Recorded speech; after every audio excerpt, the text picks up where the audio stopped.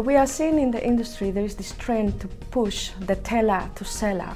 So where the banks are improving the efficiency and reducing the cost by consolidating the channels and making sure that channels that we were in the past only used for one thing now can be used for multiple things. I believe that there's a lot to learn from what is happening on what is called SEPA, which is a single euro payment area.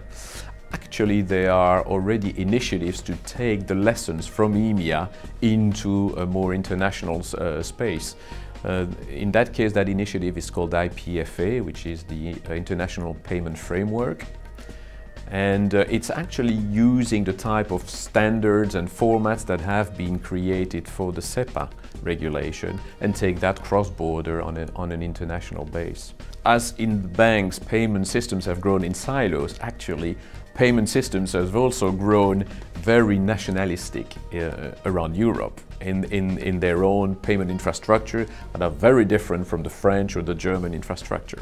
So there is a significant need and effort to harmonize these systems as people move around the European community, and payments need to happen in a much more easier and similar fashion in the different countries. France has always been a very nationalistic kind of market. And as you know, the European borders are falling down. So the concept of this is my own market, this is my own backyard, and it's mine and I keep it like this will disappear. All European countries are going to be facing the same situation, and France is not going to be capable to avoid it.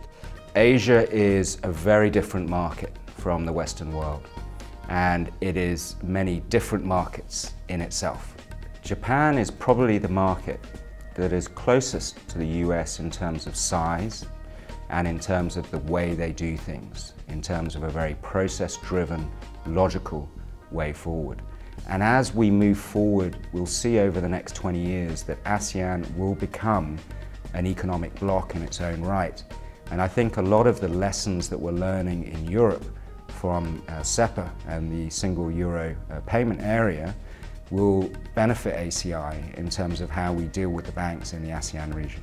One of the big differences with Asia is the large population in that part of the world and the prevalence of mobile technology, mobile phones in that part of the world as well. So across India and China and Indonesia, the number of mobile handsets in those countries is higher than the number of people who are banked. As a result, mobile technology is going to be the key channel for banking services and payment services in those markets. Tapping into the unbanked population. There's a tremendous market opportunity for the financial institutions to provide services to the unbanked. And if the financial institutions don't do it, somebody else will do it. An example of that has been a project conducted in Kenya called M-Pesa, where people exchange money using their mobile phones and the telcos. So in that case, the banks didn't move fast enough, and therefore the telcos moved very quickly. Most of the new payments initiatives actually generate outside the United States. I think absent maybe the check, everything else started somewhere else. Notably in our business, the debit card and all the different iterations of that started in different parts of the world. It's pretty cool for us to be able to take a bank, say in the US, and say we're experts in debit card processing when they really didn't know much about that because it wasn't a part of the topology of the payments business in the US. The most sophisticated market in Latin America is clearly Brazil.